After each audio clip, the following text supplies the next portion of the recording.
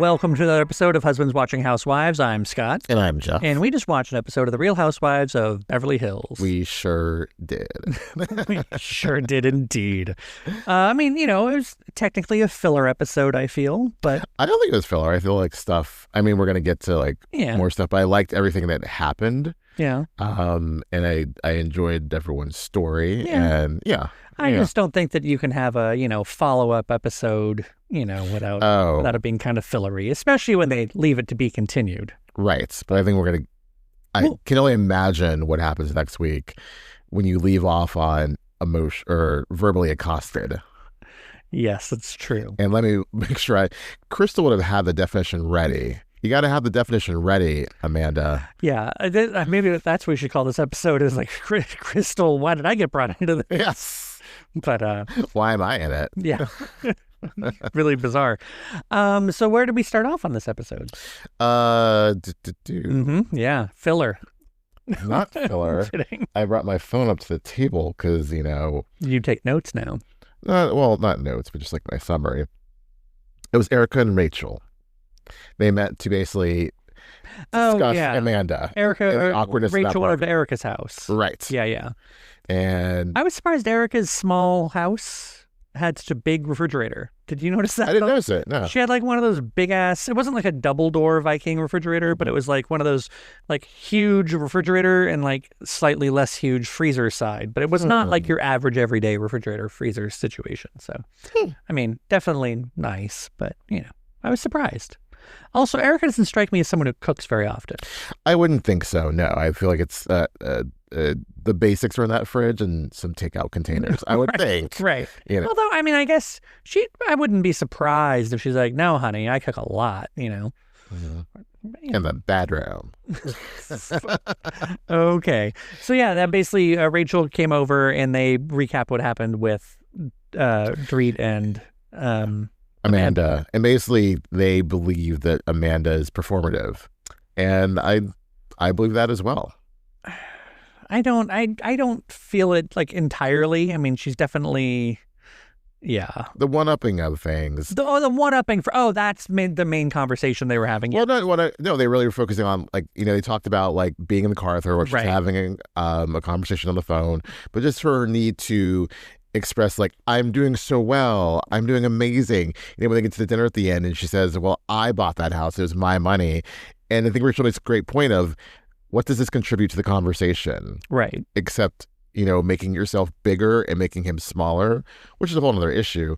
But you don't need to make yourself big if you're already big. Right. This is Beverly Hills.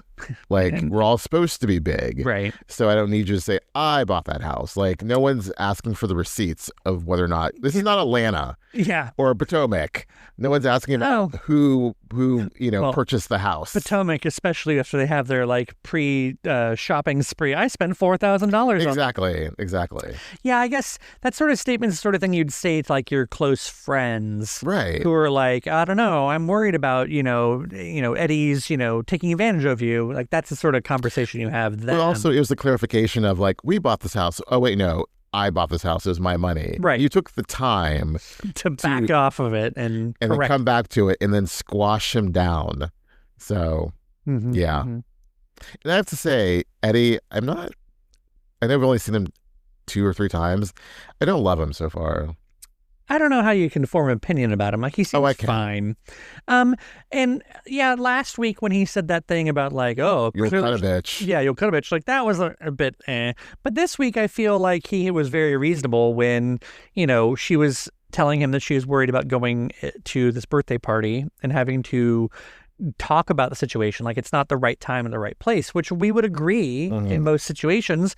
But he was very much well, if she just has to bring it up, if she brings it up and you're hey, let's not, but she's no, we got to do it, well, then just let it rip, which is, I think, the natural, thing to do, and clearly is what happens. Yeah. So. But I don't know. He just bugs you? Not hardcore bugs, but there's a bug. He's very tall. He is very tall. Taller than Mo, which Mo strikes me to be someone who's pretty tall. Yeah. Or not well, not compared to Kyle. But yeah, like Mo's probably like, I'd imagine like 5'10", 5'11". I wouldn't think he's 6 foot. Right. But that means Eddie is at least like 6'2", 6'3". Yes. So he was definitely towering. Yeah. Yes. Yeah, he seemed. I don't know why. I think because they showed him as an Abercrombie model, I have this impression that he's like ripped still. But like when they showed him, he definitely had some thickness around him. Like his shirt was hanging in a way that says like, "I like to eat food," which I'm a dad. Yeah, I love to eat food. Yes. I'm not a dad, but I do love to eat food. So yeah, I was a little bit. Oh, okay, all right.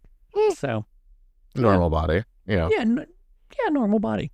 So, are you regretting recording this right now? No, I'm fine. Why? It's been a long week. Yeah, it's a long week. We also recorded another podcast earlier with our friends at We Wine, whatever, which was going to come out. Yep. And so I thought, like, I don't know if I want to do another one. I have a bit of a headache. But now I'm like, let's do it. Well, we ate dinner and Yeah.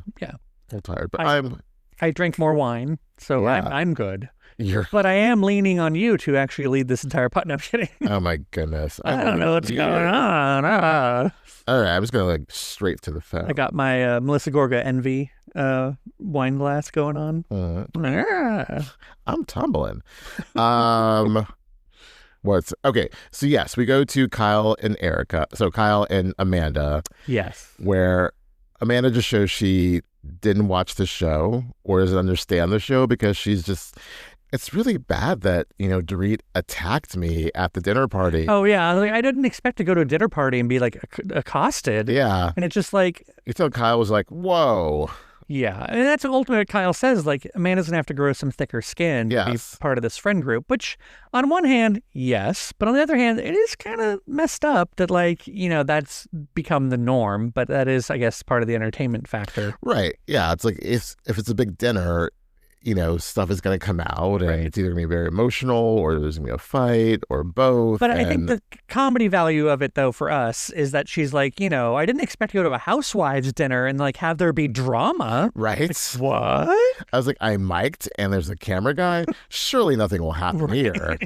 It's a dinner for friends. I mean, I would like to invoke the imagination of a world like, imagine if we were just watching Housewives and it was just people showing up and respecting boundaries and like, oh, I'll have the steak tartare. And they just have some cocktails like, all right, I'm glad we respected each other's boundaries today. Time to go home. Right. We accomplished stuff. Say hi to Eddie. On Orange County, or on all the other shows, there like none of those like gay rumors would ever have happened. Nothing like Michael Darby would never grab someone's ass on Potomac. Imagine a world where Housewives didn't have drama and they were just like a friend group. Yeah, that would be called a documentary, I think. Yes. And that's not what reality TV is anymore. No, it's not. So this is not real world San Francisco. No, San Francisco. I see like original season, but yeah.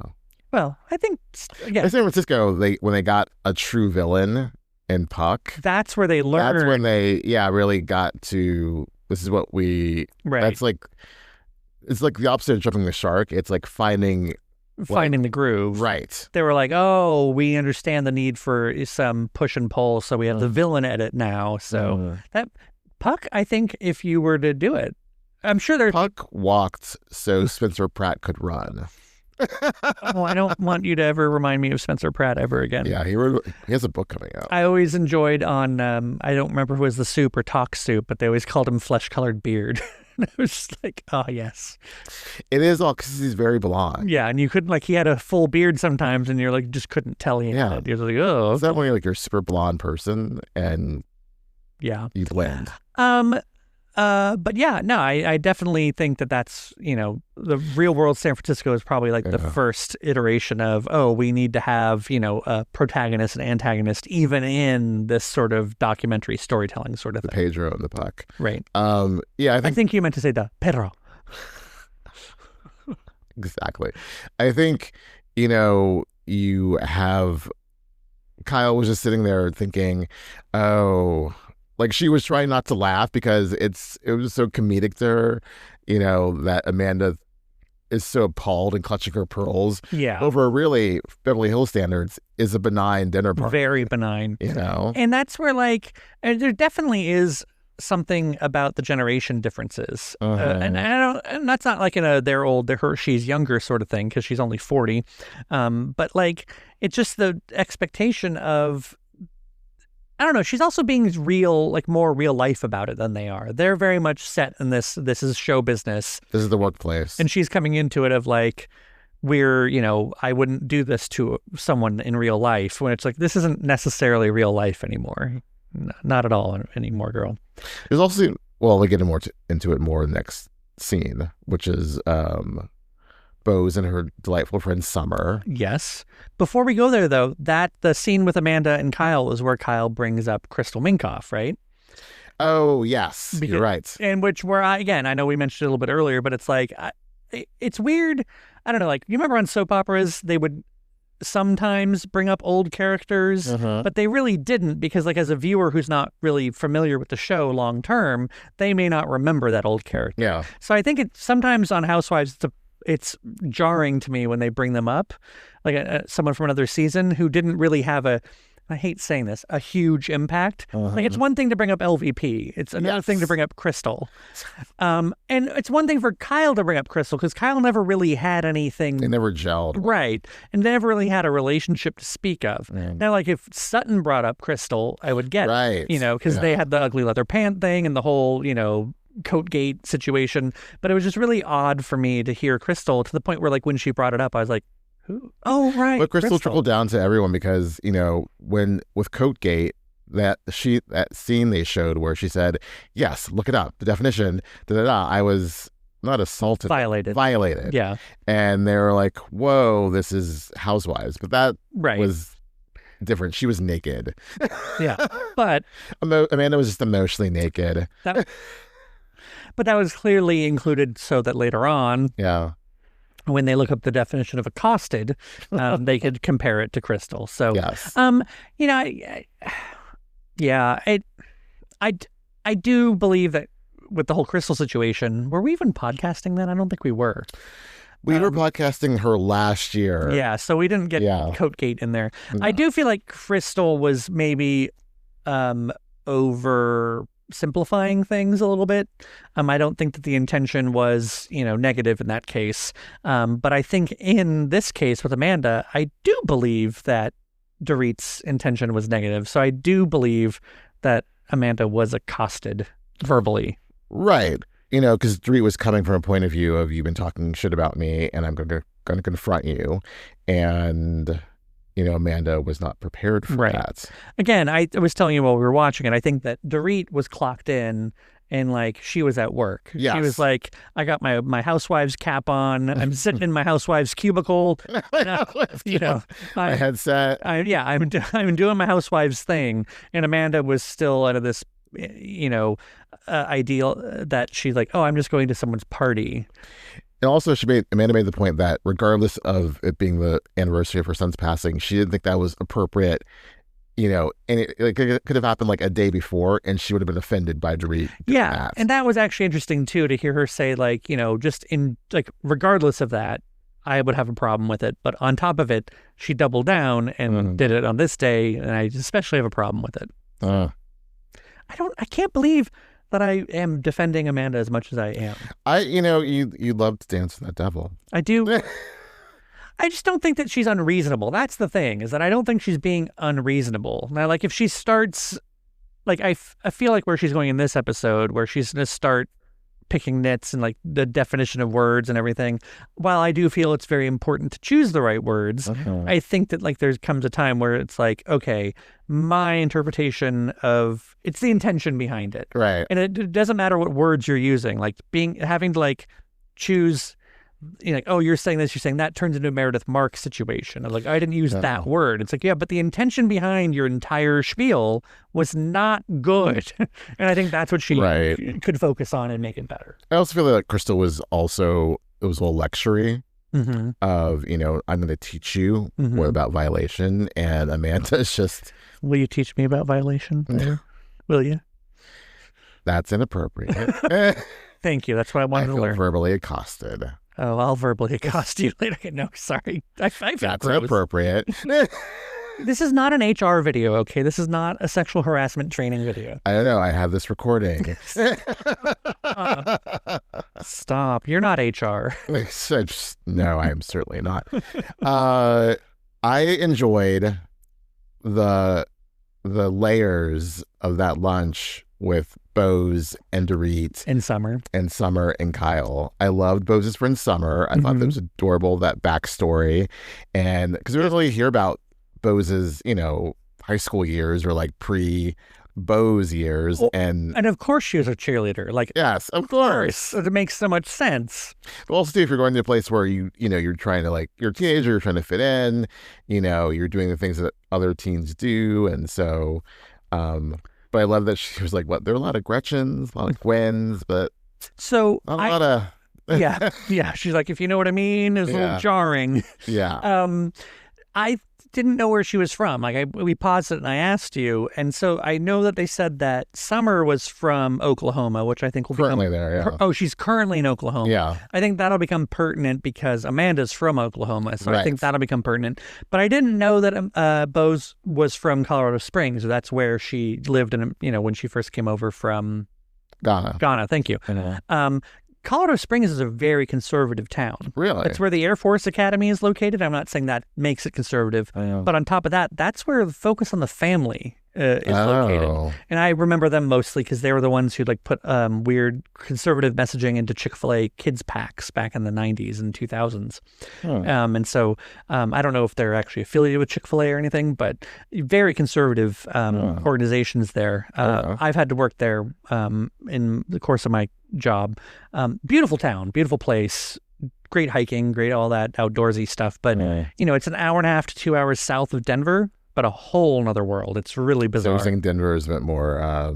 Denver is definitely more liberal, progressive. And I think any place in the country, I feel like there's always going to be a liberal enclave, and then not far from it, there's going to be a conservative cloister. Right. So the same way Orange County is the Orange Curtain, in Southern California. Los Angeles is the liberal, and then Orange County, the other one. So Colorado Springs. I'd be very interested in hearing some more details about Bose growing up there or living there. And also, that was like back in the day when, people are even probably more conservative and less progressive in their thinking. And to be a dark-skinned Black woman in that, or doing your teen years, and then it was probably very impactful. Had to have been the 90s. So I mean, the things that people just said by course of, it's okay to say. She was saying there are a lot of microaggressions, right? So I'd be curious to hear more details. Fascinated, on that. Yes. I need follow-up questions. Sure, but again, not knocking Colorado Springs. It's a great place. Wonderful hotels that I've slept in. Very good. Beautiful gowns. Yes. So, that lunch was interesting. When Dorit starts, I thought it was interesting that Dorit and Kyle started talking about where they were in their divorce situation. Yeah.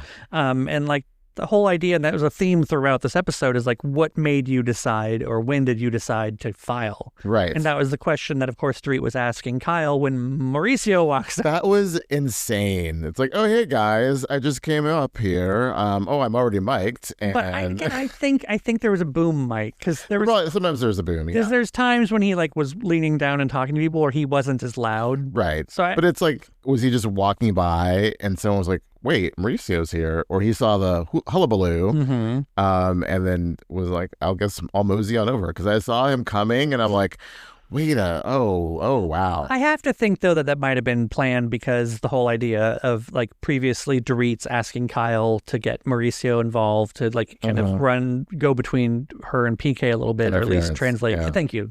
And then I think that's what this is setting up, is that there will be a future episode, which we've seen. They did it. Yeah. Well, she said, I want to sit down with you because, you're my only hope. Help me, Mauricio one. You're my only hope. I mean... Okay. Yeah. I just want Mauricio to be like, when did I become your divorce counselor? I was watching him because his eyes, he's listening to her, and sometimes you're in a loud place, and so you're kind of leaning in. Sorry, I'm going to do this with the mic. You're kind of leaning in, and you're like, and you're putting, and while you're doing that, you're looking another way, but he was totally looking off and Dorit, sure. Well, he knows. And also, too, he's good friends with PK. So, but the fact that he said, like, I'm willing to sit down and not talk and just have you tell me your point of view on the situation was admirable. The fact that she got his number and the flashback to the memes and jokes of it all last year with Kyle and PK. All I wanted was for Kyle in that moment to be like, oh, great, now you can send him some memes. Yes. Because I think that would have been funny. I think even Dorit would have had to been like, oh, I sure will. Like, oh, Kyle.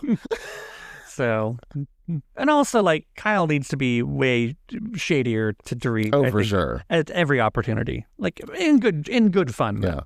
I loved Bo saying, you know, I saw you last year at the Soho House. Oh, you're a spy. Yeah. No, she's a girl's girl, Mauricio. Yeah. Just the shock on their faces of like, and then poor Summer being like, where the hell am I? What is happening? I thought it was interesting, and until she said it, that Bose had never met Mauricio. Like, right. She's like, oh, and she actually was, that's what I kind of liked about the interaction. It was very, that's why I think it may not have been planned. I think it was planned. Because she was like, you know, I've never met you. Like, you know, and like, like she was even surprised, like, oh, I'm finally meeting. I've heard a lot about you. And like, in a very natural but neutral, like, it's nice to put a face to the name. And also her confessional, why would you let him go, Kyle? Well, she didn't let him go. Exactly. So, yeah. Is that where we then move into going to the house? Wait, before that, they get into the Amanda of it all and her and Bose's point of view of weaponizing. Potentially, Amanda was weaponizing. I love that, going back a second, that Bose could say, I can do this all day. You know, I can say my baby died, my husband died, but that's not how I approach it. And I know you're saying that, you know, everyone grieves differently and that's just not her approach. But when she made the point of she felt that Amanda was using this in that moment to like against Dorit, I don't want to have this conversation. Let me throw out my grief to you and then it would shut you up. But then I also did like when Bose said, wait, you didn't stop talking? Yeah. No, that was great. Yeah. That was great to hear that Bose be like, girl, like, I'm your friend, but, you know, maybe you should have eased up. She saw both things. One, Dorit should have stopped talking. Two, Amanda could have been using it as an excuse. Yes. Yeah, I mean, I get exactly what Bose is saying, but I do feel like it's a little bit callous to say, you know, that their experiences were the same, you know, and that's not what Bose was saying, but to say that like I went through something similar and I don't use it, it's like, well, you didn't go through the same thing, and what happened to you isn't what happened to her, and vice versa. But it was like losing a child, so it's not the exact same thing, but it's you know, the worst thing that could happen. And she was saying that she didn't think that she would do that in the way that her man did. Right. But that's, you know, they're different personalities for sure. So, and I don't necessarily think that Amanda was weaponizing her grief. I think she just handled the conversation in a weird way. Absolutely. Think, and also keep going back to it and then no, and then keep going back and then like, how dare you? There's an argument for you kept it going. I know you're trying to figure out what Dorit was talking about, and you were, you know, probably doing the calculations in your head, but still it continued on. So I don't necessarily think either one is totally in the wrong. Agreed. Yeah. But I mean, I think if we're going to just be like very matter of fact about what Amanda was doing, it's very, I lost my train of thought on it, but she was being very like, I don't want to say victim, like I'm the victim, but she was feeling sorry for herself, whether rightfully or not. Like, it's definitely something that, you know, should be noteworthy and like be something to reflect upon. But she was definitely like drawing attention to like, this is something that happened to me, and I want it to be as important to you as it is to me. And whereas I think Bose is the opposite, where she's like, I don't need you to like feel the same way about the things that are important to me, because they're important to me and that's all that matters. But so I can be part of both. Like, yes. I mean, when things are happening to me, I definitely want to share them with people, and I do want to have some sort of, and this is the correct use of the word, Michael Rappaport, commiseration. But I also see Bose's point of like, I don't need you to be here with me for me to feel it. You know? So that's a good way to say it. Does that make sense? Yes. Okay. I'm glad I recovered that. The correct way of using it. Yeah, but you want, sometimes you just like, you're feeling bad, you're feeling sorry for yourself, and you don't want to be there alone. You want other people to feel sorry for you, but not in like that like pathetic feel sorry. Right. Just like feel the sorrow with you. Right. You're going through it, and yeah. And if she's an empath. Did she say she was? No, I don't remember at this point, but people need to stop. I think she may have, because I made a Kristen Dowdy joke at one point, but that might have been a different episode. It was Angel. Oh, I think it was Angel on Potomac. So where do we go after the lunch there? Well, we have Rachel and the divorce. Yes. Which I forgot that came out while they were filming. I also thought that like the way that she's been talking about it all season, that was already, one, a foregone conclusion, and two, in progress, and that like this. I don't think it was public. So I don't think, she hadn't filed. I think they were headed that way. It wasn't public. She joined the show. She's filming the show, and now all of a sudden it's revealed to the world via TMC, Daily Mail, whatever, that they're actually divorcing. And then she gets more into detail with it with Dorit towards the end, and saying, twice, there's not a cell in my body that would want to get back. Right. Yeah, there's nothing there. I thought it was interesting that she said that like, so much of what she's been going through right now has just been like, getting accustomed to her new life and like getting all of that established and figured out, that like this is just a footnote, like something to be dealt with later. And that makes sense for sure. Like you just want to make sure you're up on your feet and that like everything's stable, and then once you feel solid in your footing, then it's like, okay, let's go through all these formalities of really dissolving this thing. I also think they aren't saying, or she's not saying everything, because they keep talking about the timeline, and Dorit saying like, you were together 33 years and then bam, he's in a new relationship. It implies that there's something going on before they actually separated. Right. And it's not so new, this new girlfriend who just happened to pop up. Yeah. Well, I mean, that just means that Rachel is not Dorit, and she's not going to go ahead and just put her ex on blast. Right. There's no need. Also, well, actually, they have kids around the same age, so yeah. Well, her kids are a little bit older, I feel. Slightly, then, yeah. So, there's no prenup.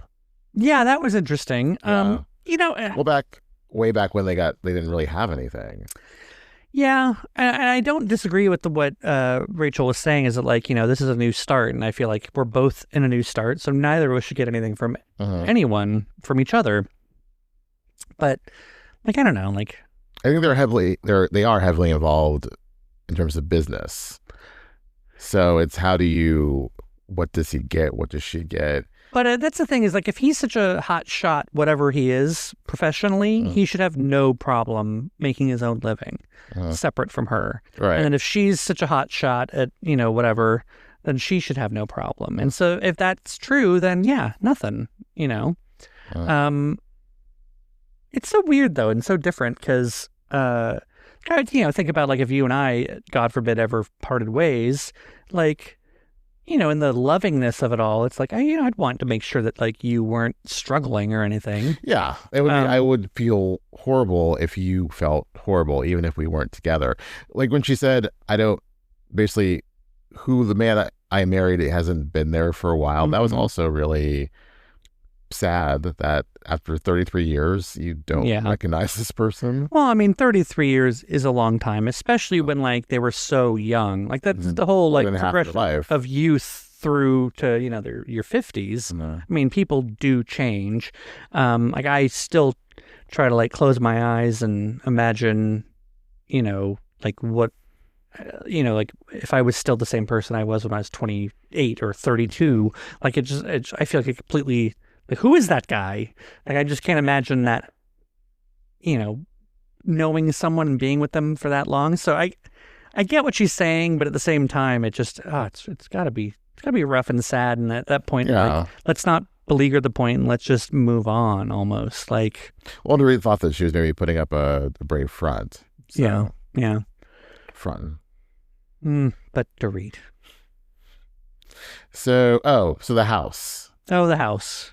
That was... Also, I'm going to point out, we haven't talked about Sutton at all. How do you feel about that? You love Sutton so much, but she had nothing to do in this episode. We're in a good place. We're still in a good place. It's still the cool Sutton.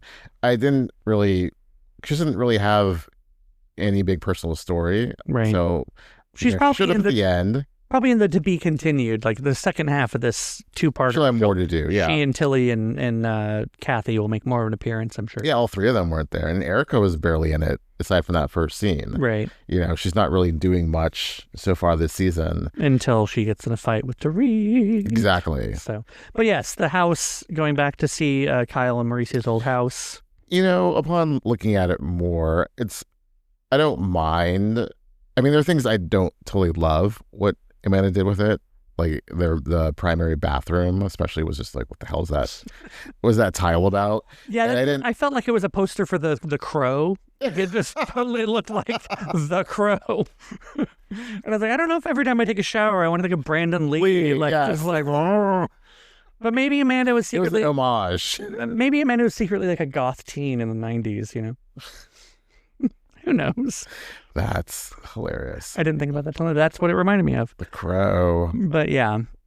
No, the choice is I think the way it was before was very classic. Yeah. I think if you're going to buy a house, especially in Beverly Hills or Bel Air or whatever it is, part of the charm is that it's got old Hollywood to it. It has this timelessness to it. Right. That endures no matter who lives there, what happens. And so it is jarring and it is odd that someone would turn it into your everyday cookie cutter. She brought it very modern. I didn't mind the floors as much. I mean, I still love the black and white floors. I would love to live in a house with black and white floors, but I didn't hate the floors. I don't think you would. I think if we put we could put black and white floors in this house. I know this is not the style of house. Yeah. It's not meant for that. No. But you'd still be like, I don't know. No, I think I would like it because it's classic. Just of that. It's very 80s to me. It feels like something you would see on Benson. But the house on Benson was supposed to be classic from it was 30s it was and the 40s. Governor's house. Yeah. So, but I love how you're classic 80s Benson. I saw a Benson clip on Instagram earlier. So okay, all right. Thank you so much. Yeah, but my problem is I feel like the finishes it was still I'm fine with luxury vinyl plank because that's kind of the standard now for your everyday average house. But that's not your everyday average house. And it didn't seem like that was real hardwood or anything. It just seemed like it was Yeah. So it's good for kids, small kids like she has. Yeah, that's true. But Kyle had 20 dogs. So if she could do it with... It's true. Come on. Dogs. Yeah, that's true. But what I did, the whole thing there, I am a very nostalgic person, as are you. But my whole love of old movie theaters and everything, and just this will sound really cheesy and hokey, but the ghosts that kind of haunt old places. I've always been very, I don't know, just I want to kind of feel that a little bit. So I can only imagine going back to a place that's no longer yours, that's been converted, where you had so many memories, that it's just got to be tough. And so I really felt for Kyle in that moment, and especially because she wasn't expecting it. Because she even said it later, that I thought it'd be nice to see what she did and be oh, that's a good idea. That's cool. Oh, I wanted to do that. I thought of that, yes. But just that, I think maybe had she not been with Mauricio, it might have been better. Maybe. Because the whole idea of maybe had we not left this house, maybe had we not moved on and let our careers get the best of us, and focusing on the fame and the money of it all, and having more and more, so that you have to have a bigger house, right? You have to leave this smaller house behind. I really wonder what the square footage on that house is, by the way. We can look it up. I know. Thank you, Zillow. Yes. This podcast not brought to you by Zillow, but maybe we should start talking about the houses and then we'll get it. Right? Get a sponsor. In our pocket. I would love a Redfin sponsorship. Well, by the way, we deserve one because we tell people that all the time. There's going to be a Super Bowl ad with Gaga for Redfin. where she sings the Mr. Rogers theme. Yes. Her Gaga. Wait, I heard her singing. I heard her singing it. They were playing it on the morning show and on the radio. And I was like, oh, have you heard the song though? I heard her singing. I heard like a snippet on Instagram. I heard her sing the whole thing, and it's a little too earnest for my take. It seems a little loud, right? Like it's very like gaga. It's a little bit gaga, but it's also just like too nail on the head, especially because they're trying to like make it be like we should all be community with everything that's going on in the world today. Oh, right. And so just like, won't you be my neighbor? And it's just like, yeah, okay. And buy a house on Redfin. Yeah. But yeah, Redfin, just no. Love Redfin. Redfin, if you want to sponsor us. Yeah. But also, if you're looking to buy a house, screw all the other ones. Redfin. The only reason you go to Zillow is because Zillow doesn't take your listings down fast enough. Like you could still go to Zillow and like see people's houses from like that have already been sold. But Redfin, I swear to God, it's locked. It's locked down. Like that house closes, gone. Gone. So, yeah, I like Redfin. Yeah. But they're all the same in essence. Right, but I just enjoy it, and we still to this day are like, "Did you see that house in Redfin?" I don't even know why. Like, I chose Redfin when we were looking for houses. Yeah, why like, not? I could have chosen like Realtor or Zillow, and I think what's probably stupid is that I'm sure there's some thing where red appeals to men and blue appeals to women, or some stupid, The red really does stand out. Like it does. It's still like on my part of my cluster of main apps on my phone, and I'm like, oh, that's my thing. I just, what it was probably is that like I was looking to see if I qualified for a mortgage or something, and like I probably got a link that was like find out how through Redfin, and that took me to Rocket Mortgage or some shit, and that's what happened. So, anyway, I never want to buy a house ever again. Well, we can this market. No. But that's something we actually said. Like I'm turning to the camera and the listeners when we say this, but like while watching that scene, like we always go looking, like one of our favorite things is to go looking at houses all the time. We still go to open houses, and we still like dream of a bigger house that's more suited for expansion and different things. But like the idea of leaving this house would be so sad. It'd be so weird to not have this, because this is what we've known for 5 years, and it's our first like house that we've ever owned. Right. And we got the apartment together, and then we got. And that was a very short period of time before we, COVID hit, and then we were house hunting and found like, could you imagine, like, so that's the thing. Like, I guess, we didn't really have, like, formative things going on in that apartment. It was a one-bedroom apartment in San Francisco. We lived underneath a former porn star and his ex-boyfriend who shared a one-bedroom apartment and listened to RuPaul's Drag Race, the loudest you've ever heard RuPaul's Drag Race in your life. Our living room overlooked the garbage cans, where we had many raccoon run-ins, mind you. Talk about accosted. Yeah, I know, right? But like, I can't imagine going back there and being like too heart. No, we drive by there sometimes. And we're just like, oh. But it's like, if I ever went inside, I think the difference would be like, let's say one of our friends moved in there, and we're like, what?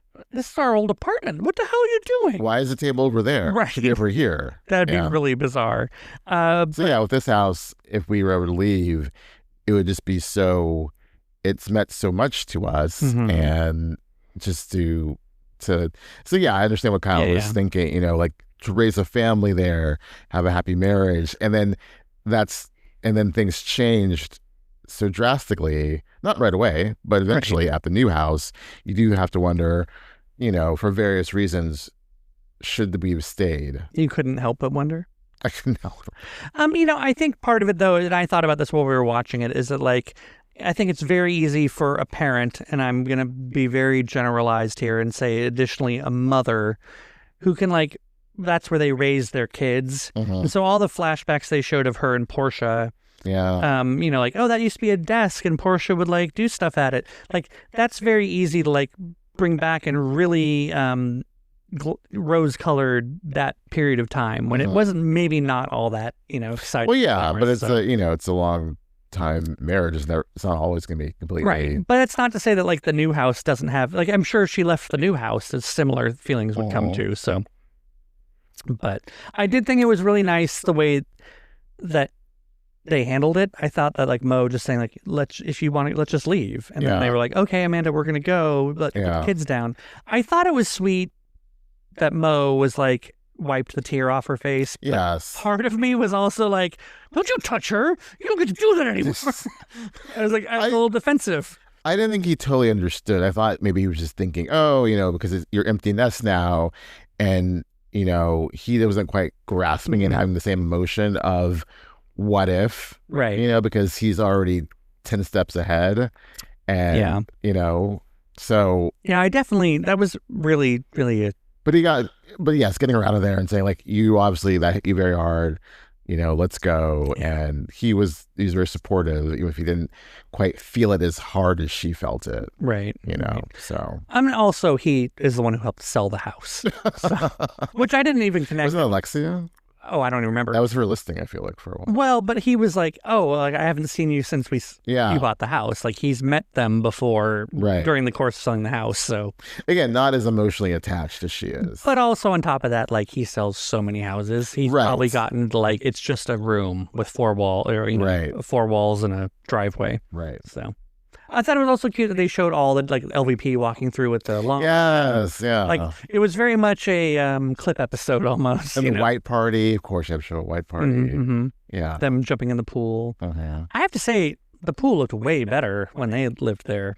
Like when I was like, yeah. I don't know if it was just the angles they were using or the fence that Amanda put around it for the kids, obviously. But I was like, oh, okay. Interesting. We spent a lot of time on this house. I'm sorry. I didn't mean to. No, this whole house. Because then it ends up being the birthday party, right? I think so. Of which Kyle shows up to with 2 Susie cakes. Also, shout out to Susie Cakes. Hello, Susie Cakes. We will definitely be, we'll take a sponsorship. It just made me very happy that, like, if Susie Cakes is good enough for Beverly Hills, it's good enough for us. Right. And they're not expensive cakes, but they're not cheap. Like they're not $55. But they're good cakes. Yeah, they're super good cakes. Yeah. I like them. So yeah, it's the Erika and Dorit's birthdays, or both cancers, as is Lisa Rinna and Teddy. I mean, you could have knocked me over with a feather for knowing it was Erika's birthday, because no one really seemed to mention it until Dorit showed up. Right. And everyone was like, oh, it's Dorit's birthday. But then, like, once I was like, Erika, if I was Erika, I'd be like, bitch, it's my birthday too. Honey. Yeah. I wear my good denim. My good dungarees. I feel like she wore that outfit before. She's worn, yes. She's done the Canadian tuxedo before. I'm going to sneeze. Oh. So Erika's Canadian tuxedo is a bit much. At 90. I wonder if that's offensive to Canadians. If they're just like, how dare you? No, I think they've adopted that term for sure.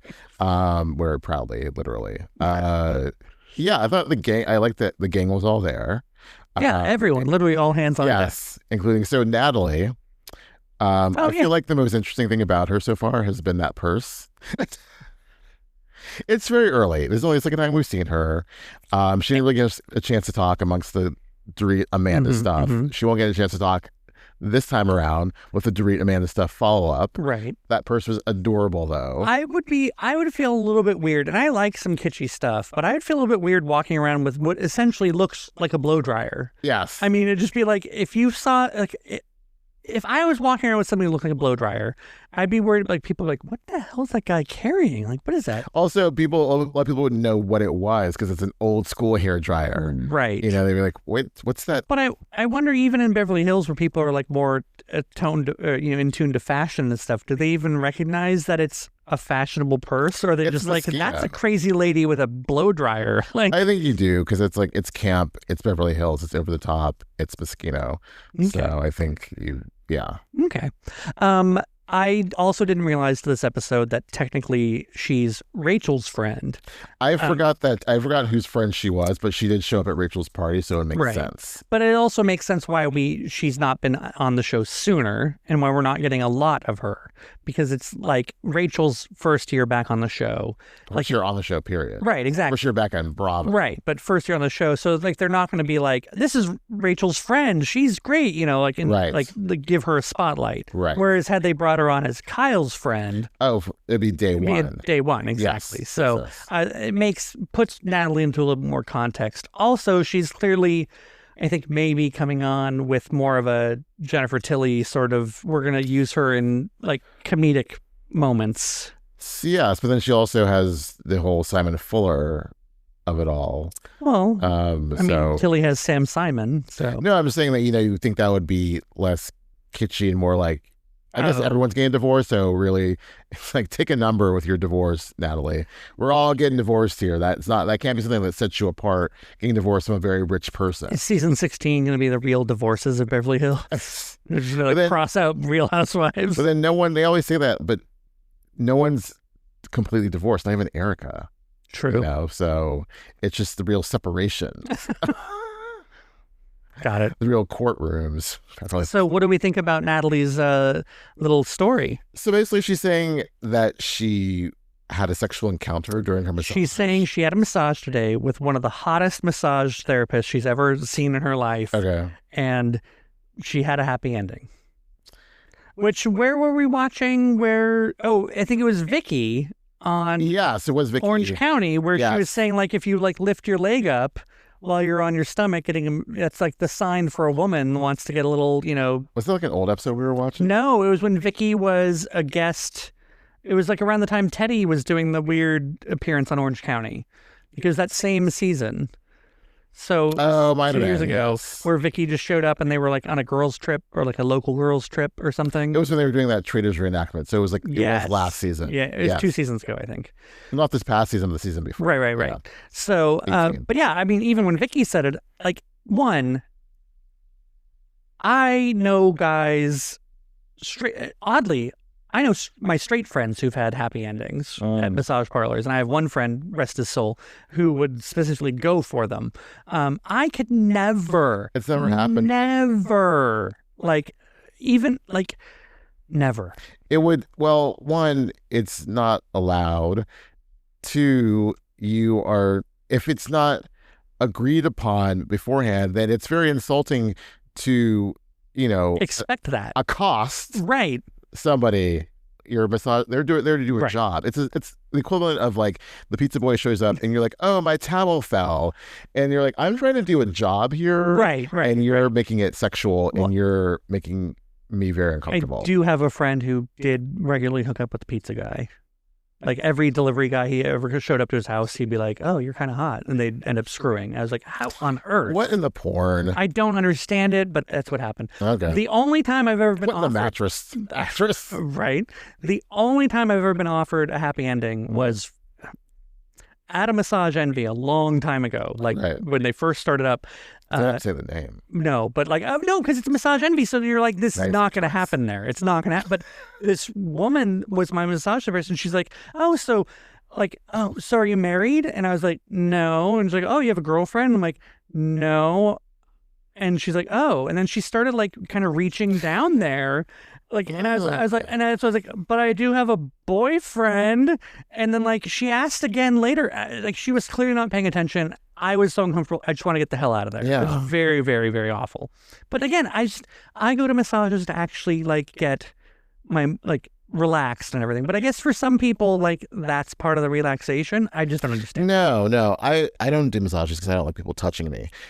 So I've never picked up on that in my entire life. No, my love language is not touch. No.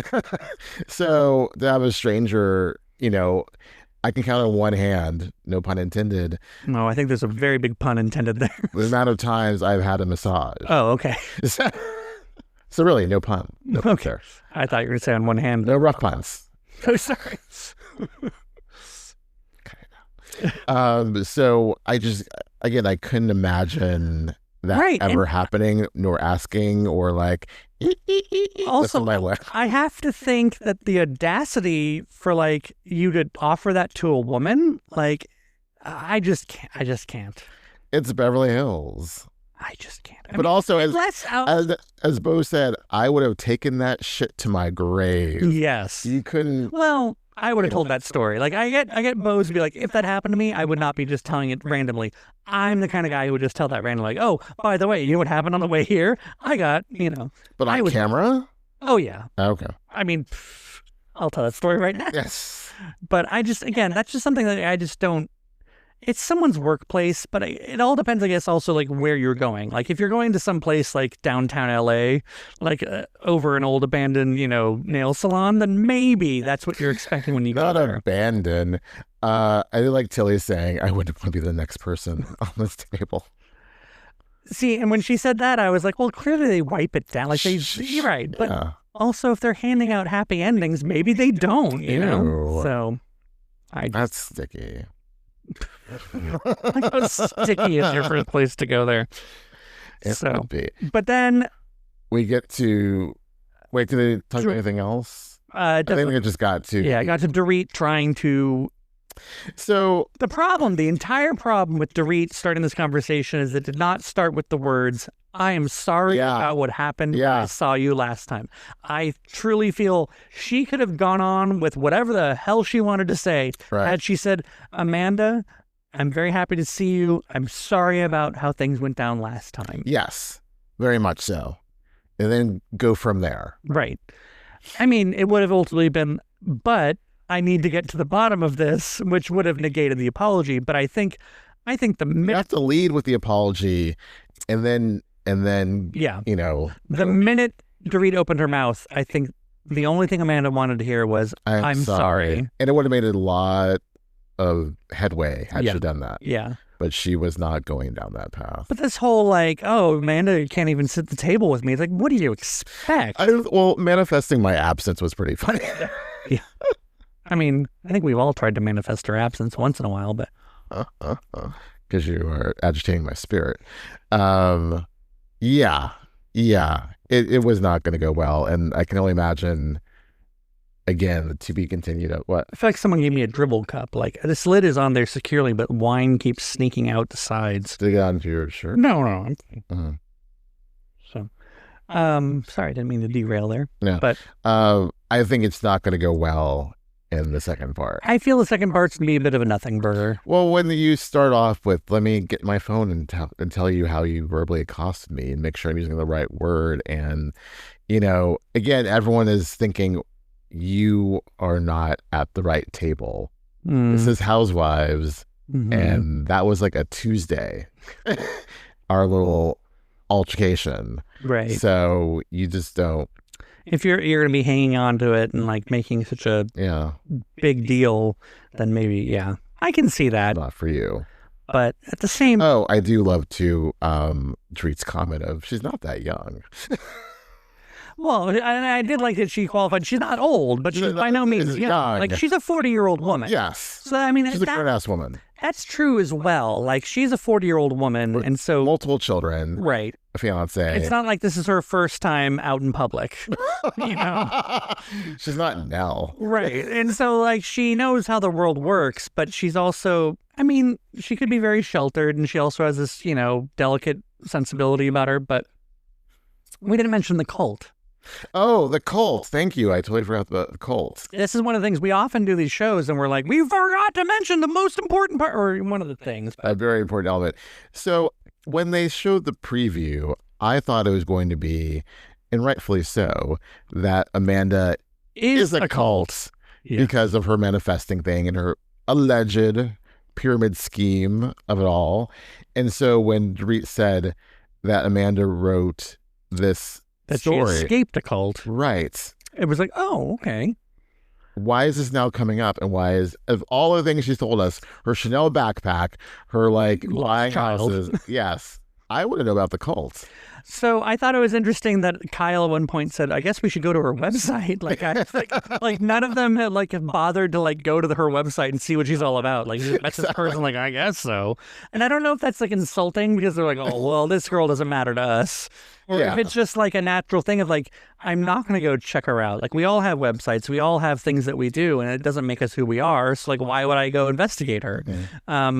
Whereas like, you know, in our little lives, if we met someone who was like, oh, I sell book, you know, like hundreds of dollars worth of like courses. Like, what are these courses about? Right. Yes. What is this? In their world, it's probably like, oh, okay, we all have our thing.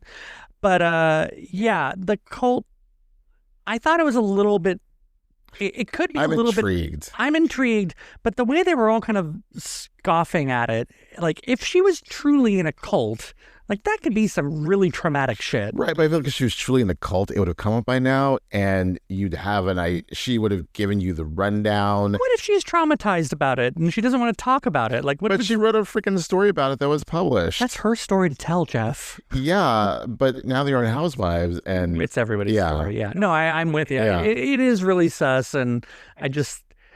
Yeah. It's like, I don't believe that she wasn't in a cult. I'm just really shocked that this verbose woman hasn't told us about it yet. I'm wondering if it's like truly a cult or just like kind of it's cultish. Well, and I feel like that's either it's going to be brought up and she's going to be offended, right? Or she's going to just say, "Well, yes," and then I was, made to like be locked in a closet and brainwashed. We're going to find out the cult was MAGA. That's all we're going to find out.